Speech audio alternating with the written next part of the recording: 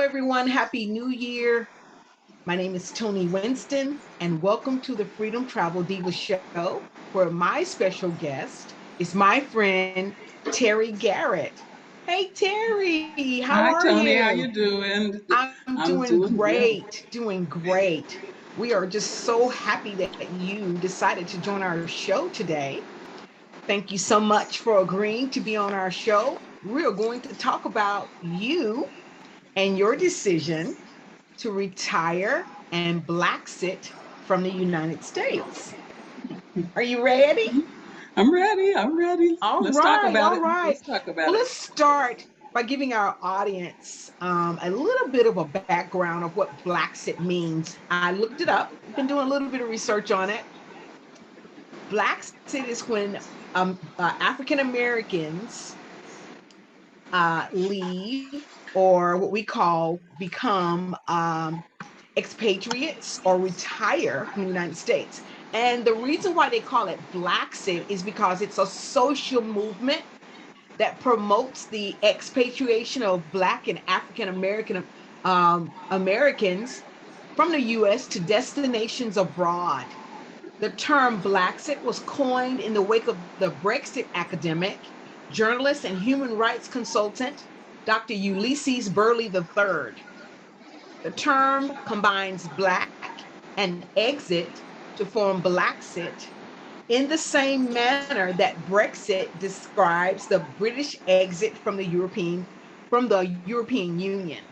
So, from based on what I studied, researched, Blaxit is becoming very popular. Let's get your take on it, Miss Terry. Tell us a Well, little bit about what made you decide to leave the United States and what was your main reason? my main reason was probably different from a lot of people. I would say probably in the last 10 to 15 years, um, I have said one day I'm going to live on an ocean.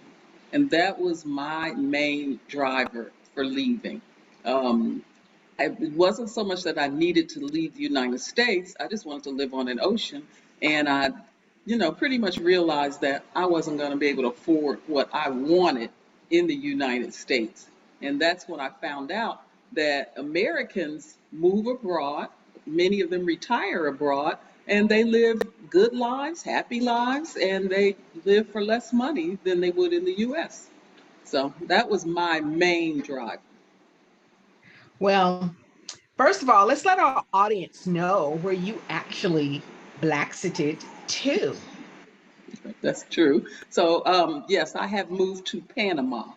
And so I am in Coronado, Panama, which is on the Pacific side, directly on the beach. Wonderful, wonderful. I am just so pleased. When I found out that you had moved, I just got really excited, not only for you, but for those of us who love to travel and Mhm. probably will want to make this step. So, thank you so much for sharing that information with us. Now, I do know that you come from a very fairly large family. So, how did your family react to your decision about leaving? So it was kind of funny because I talked about it for a long time, but when I actually started really making moves to do it and they saw I was serious, then they decided to stage an intervention.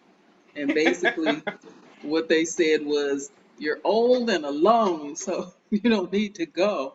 So I said, that doesn't make sense. They said, there's not going to be anybody there your age. I said, "You just don't know. You just don't know. That's just not true."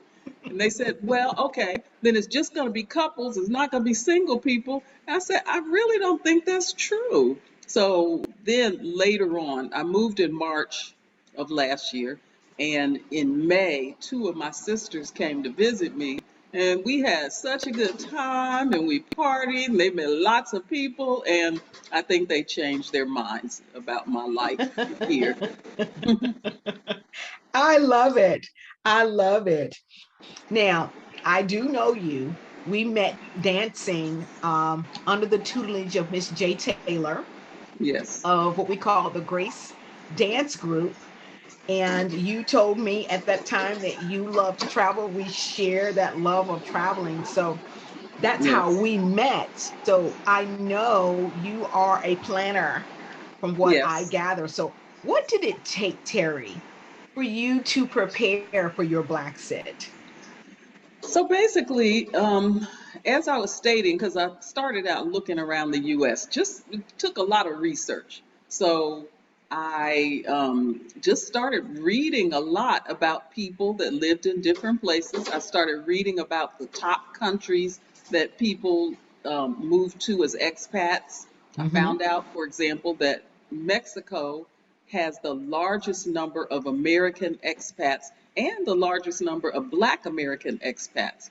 But I Yes. also looked at things like Portugal and Belize and Ecuador, Costa Rica, Colombia, and I just made some decisions based on things I read, what people were saying, the stability of the country, the economy, the safety, the health care, and whether I could get what I wanted directly on the ocean. That is wonderful. That is wonderful. I have questions prepared. So, Okay.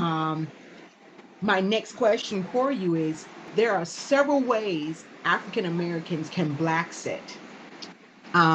They can relocate as a retiree, they can relocate on a work visa, work as a digital nomad, where they can blend work with travel, and digital nomads work for themselves or in a remote job for a company, which enables them to move around and experience new destinations and cultures.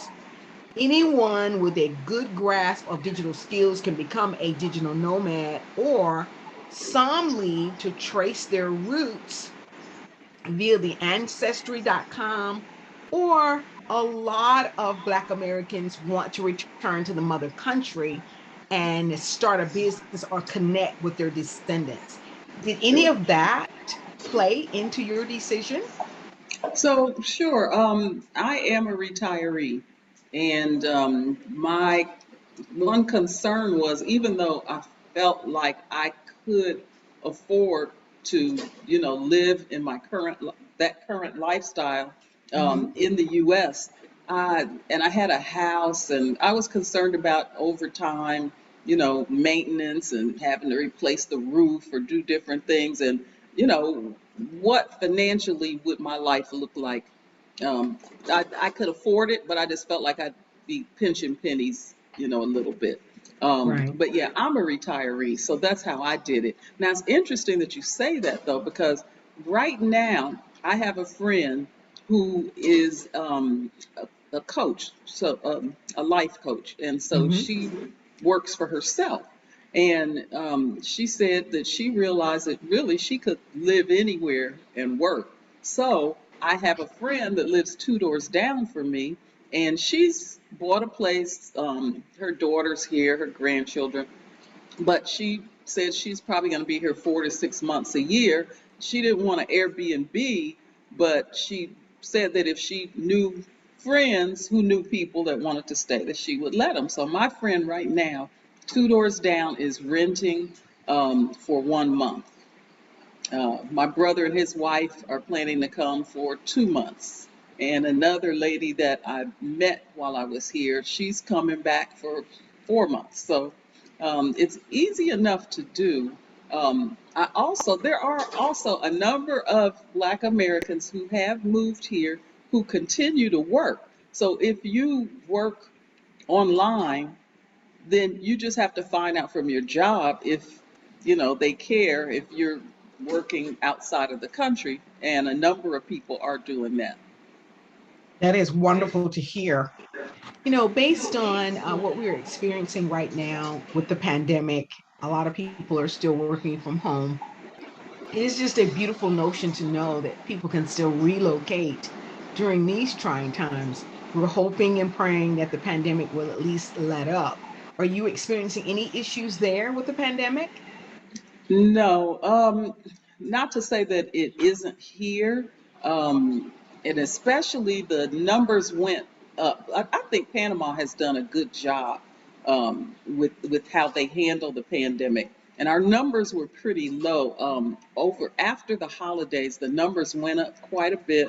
And Mhm. that's because Panamanians are very family oriented and they like to have these big family gatherings and especially over the holidays, and they have parties and all.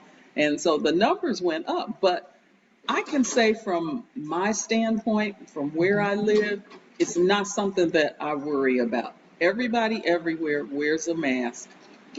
Everybody automatically socially distances when we stand in line at the airport or the grocery store or whatever, and use the hand sanitizer and all that. They're really good about that. They stood in very long lines in order to get vaccines. And so, just about everybody is vaccinated, including they don't consider you fully vaccinated unless you're boosted. So, Okay. just about everybody here is fully vaccinated. So, it's just not something I worry about. That's good to hear. That's good to hear. Now, describe to me and my audience, just tell us a little bit about your transition, what you are experiencing. Is it anywhere close to your experience in the United States? What are the differences? Just give us a little sketch of what you're experiencing. You look so calm, cool, and relaxed. I don't see any Hmm. stress, so it's got to be very less Yeah. stress. Well, so I will say this, and this is my own personal experience, that last year or this past year was probably one of the most stressful years of my life. But that's because Mhm. I did so much. I um, moved here, I put my house on the market, I had an estate sale and sold and gave away all my stuff, I sold my car. I started a big renovation here, purchased a place here, moved to a new place where I didn't know a soul, and so it was stressful, and Mhm. because it's a Spanish speaking country, it's not always easy to do things the way they might be simple in the U.S. Right. But I have to say that everything that I did was worth it. Um, I feel like I've made changes in the place where I am. I'm very comfortable, and uh, I mean, it's just been a good experience. The one thing that really surprised me was how easy it was to meet people and make friends, because many people here are in the same situation. They've moved to a new country where they knew nobody, so they're much more open, I find, to meeting new people and embracing them and helping them. So I mean, I've made lots of friends. In fact, to give you an example, when I was doing my renovation to my place and Mhm. I had to move out for the month of December, one of the ladies in the building, one of my friends, I didn't ask her. She just said, "Oh, wait a minute. You're going to need a place to stay. I'm going to be gone for the month of December. You can stay here." Oh, And so that's I'm saying, oh, beautiful. really? Well, what would you charge? I'm not going to charge you anything. Oh my goodness. I mean, somebody that I've only met within the last year. That's So, beautiful. Oh, Terry, that hmm is beautiful. I'm hmm so very happy for you. That is so wonderful to hear that you're able to make that transition, as you stated, doing all the things you did to prepare to go there, and it was very stressful, to now know that you are at peace and sure. that you have met people who are very open and friendly. And that is Hmm. so very important. So very important. Absolutely. Well, Absolutely. if you don't mind, we're going to take a little bit of a station break. So we'll come back in a few moments and dig a little bit deeper into Terry Garrett's Black Sit to Coronado, Panama. Stay Okay. tuned. We'll be right back.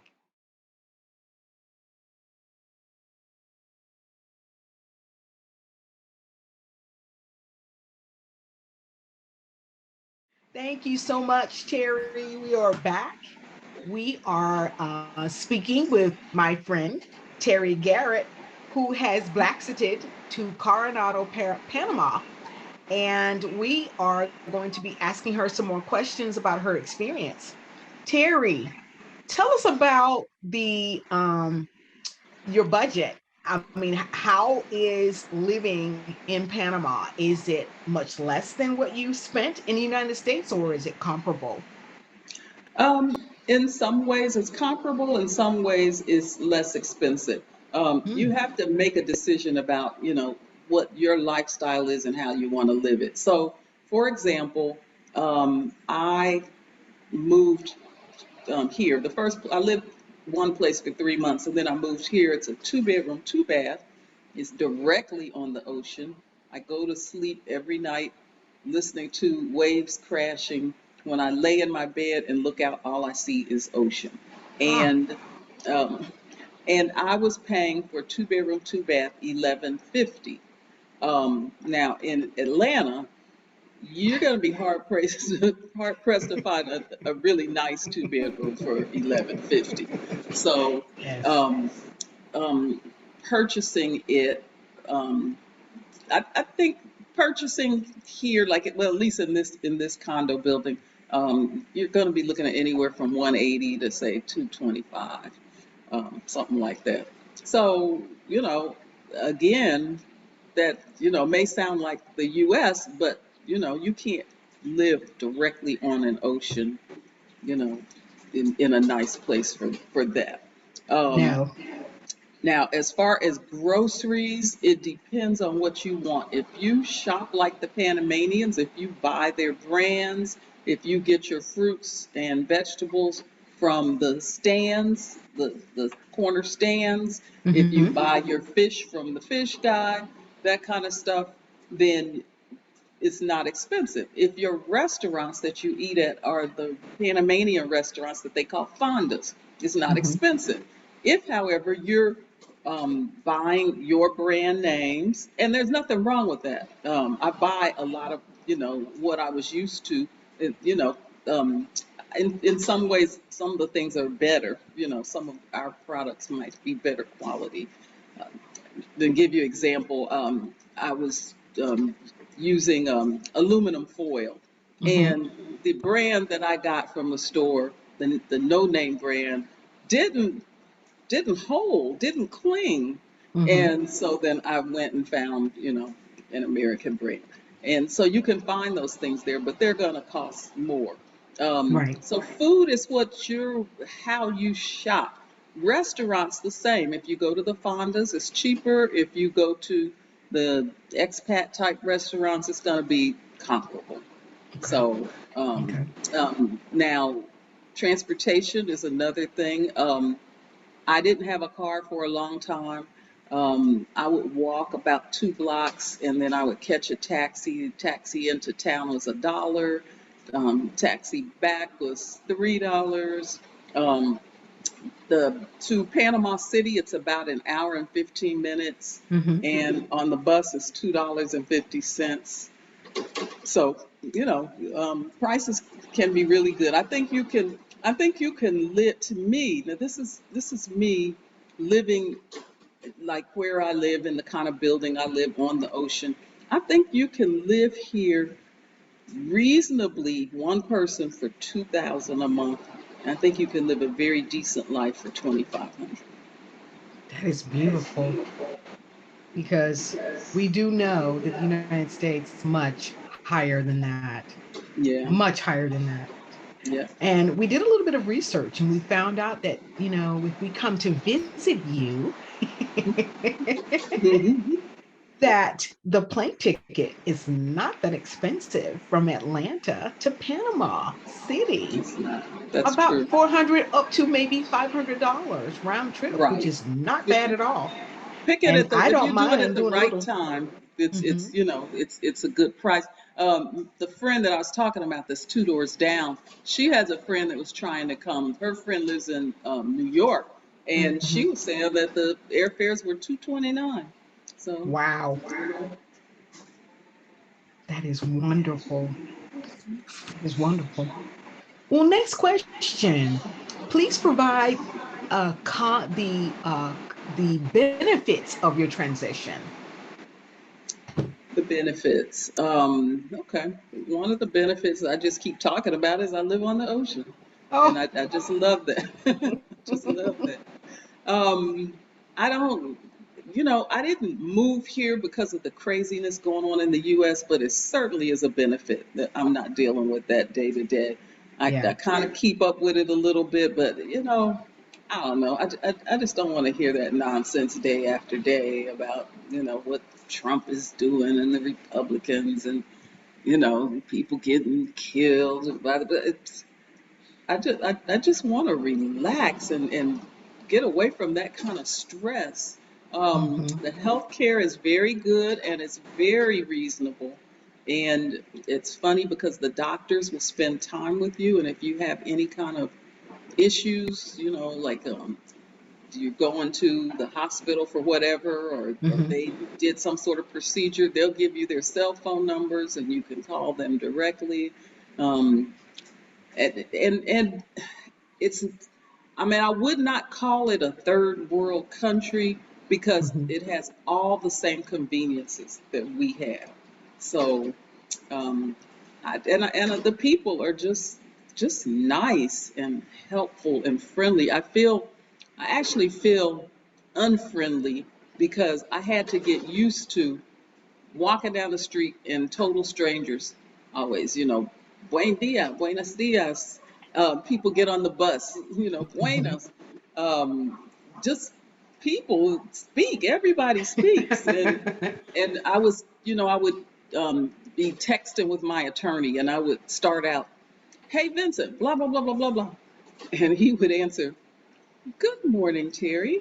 How are you doing? And then he would answer me, and I would feel so bad. Like, wow, so I'm learning to do better at that. Yes, yes.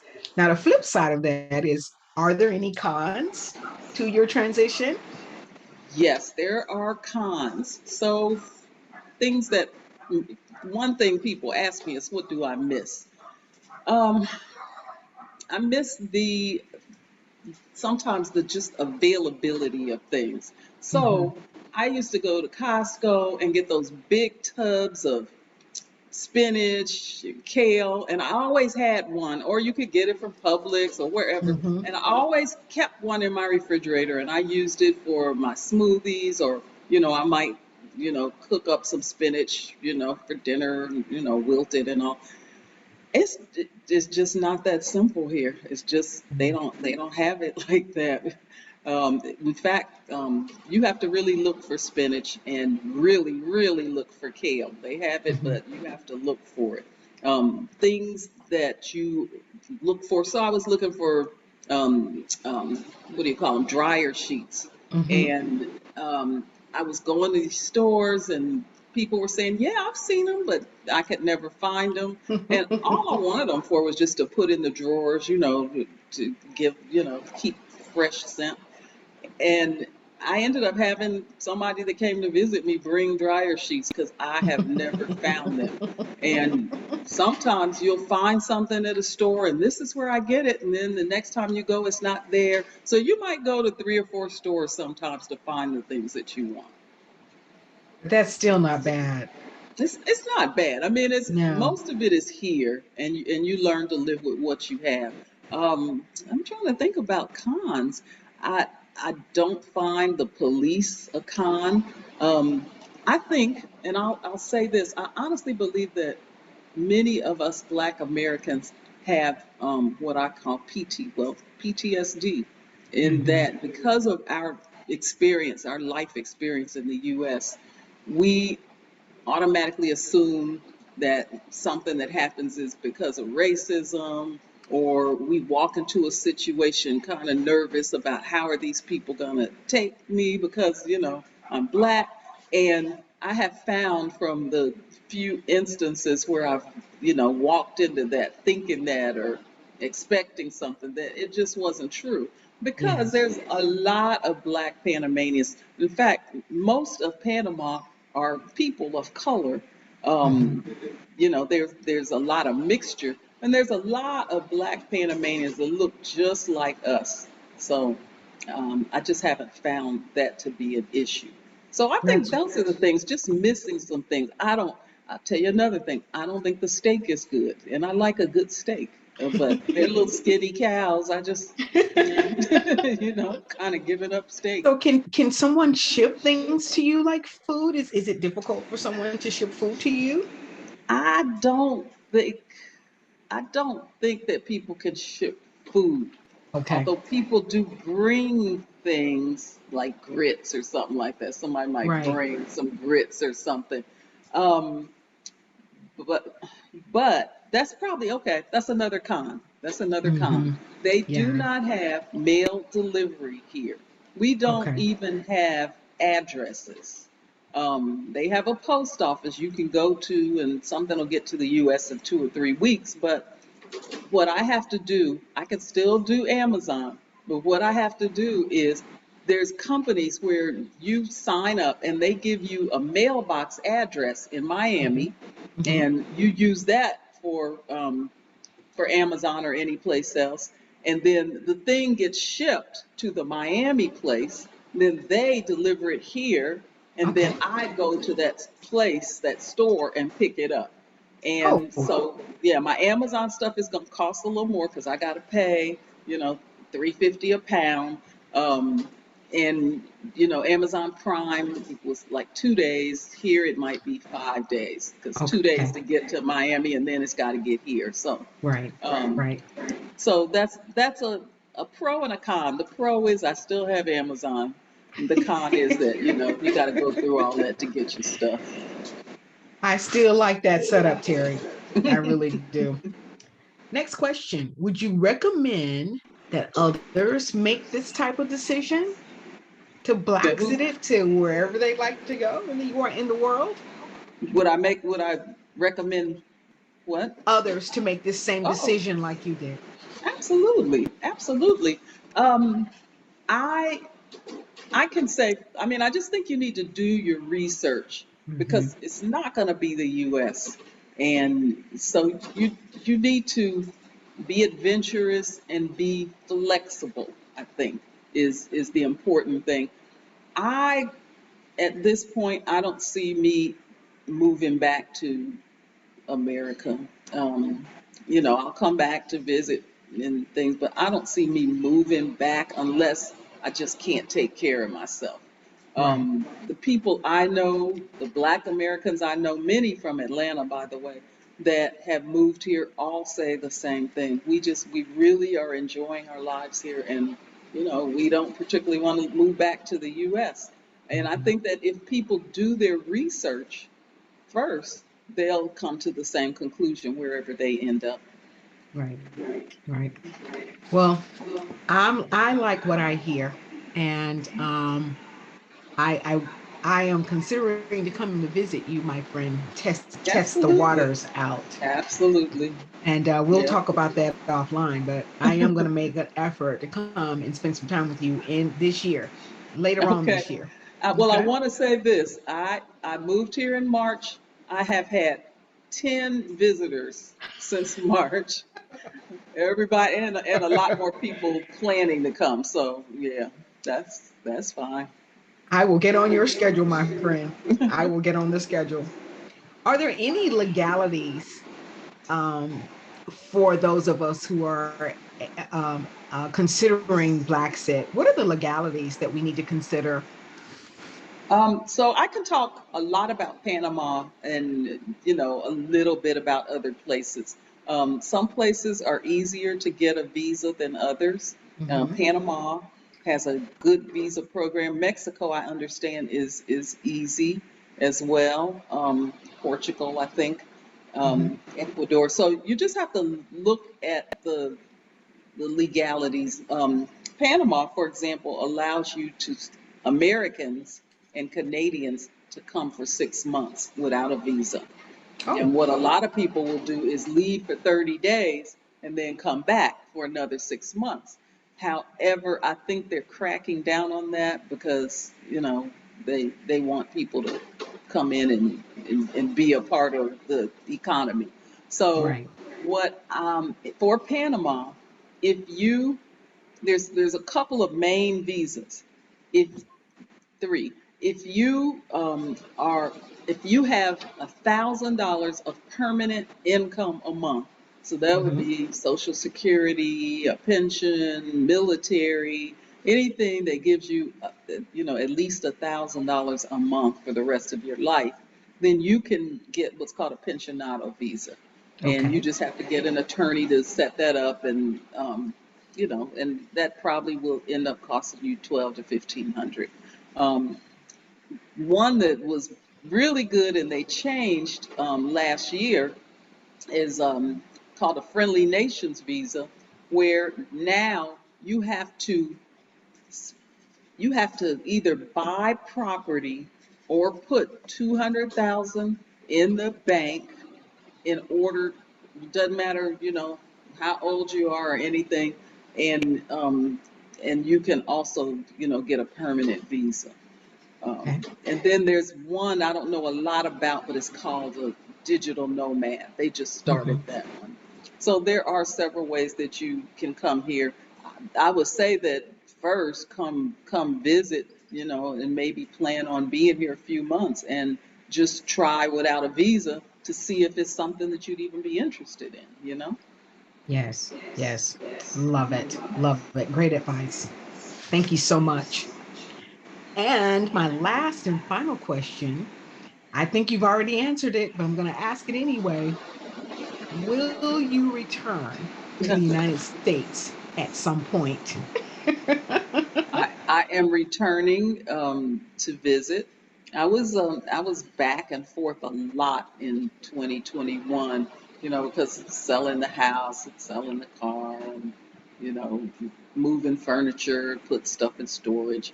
I was Mhm. back a lot, and I will still continue to come back and visit my family and friends.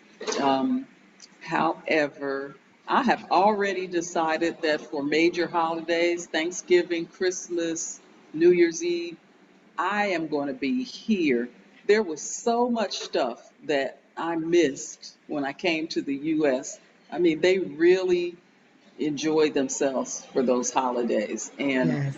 the New Year's Eve here, which was up on the rooftop of my building, Wow. where you could just see fireworks everywhere, just everywhere. I mean, you could see them far and wide, um, 360 degrees of fireworks. It was just like nothing I'd ever experienced. So Wonderful.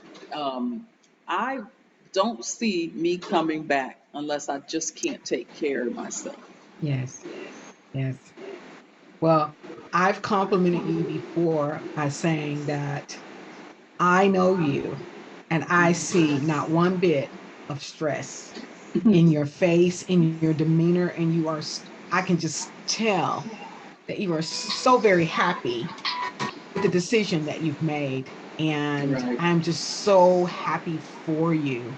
And I'm just so grateful that you submitted to allowing us to hear your story and for me to share it on the Hmm. Freedom Travel Diva show, because there are so many people who love to travel, number Yep. one, but there are people Hmm. who are considering what you said, that help you make your decision. So thank you so much for being my special guest today. I really appreciate it. You're Like I welcome. You're said, welcome. I will get with you later on and we will talk Hmm. about my visit later on this year.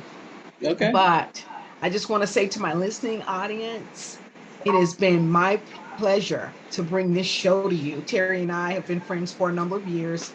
And when I found out she had left the United States, it was just easy for me to call on her and ask her to share her experience with her Black set. And I just want to say thank you, Terry, so much for agreeing to be on the show.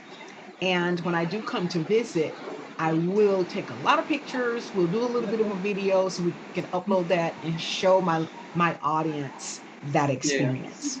Yep. Anything else you want to share with us? No, it's just been my pleasure. And, if people want to talk to me about, my experiences or suggestions, recommendations, I'm happy to do that. Okay. I do We know can that get you that. are, excuse me, go ahead. I'm I sorry. was just going to say they can get that information from you. Yes, yes. But I also know that you are a part of a few Facebook groups that you told me about. Oh, yeah. So Oh we do yes. know that those who are interested can also go out on some of these Facebook groups. Do you Hmm. know a couple that you can recommend? Yes, there is one here for Panama called Black Expats in Panama, and they Mhm. usually have something similar for pretty much any place that you want to be. So you can just research those. If you're older, there's one for women called 60 plus Black women expats or something like that. There's that, what is it called? Exodus Summit, I believe, something like that. And it's Okay. really for more younger women to get away for a while. And there's a lot of things out there. There are people, there are a couple of men that have really good Facebook blogs. William Mhm. Easley is one for Panama, and another one is Alonzo. Shoot, can't think of his last name. But there's a lot out there. Just look around. We will. We will. And those of you who are interested in getting a little bit more information from Terri, you can use me as the liaison. You can send your emails to freedomtraveldiva@gmail.com, and I'll pass that information on to Terri. Terri, thank you so much. It has been my pleasure speaking with you today about your Black Set. Thank you so much for being my special guest. And guys, I will see you guys again in a few weeks for our second show of the year. Thank you so much for tuning in and have a wonderful day.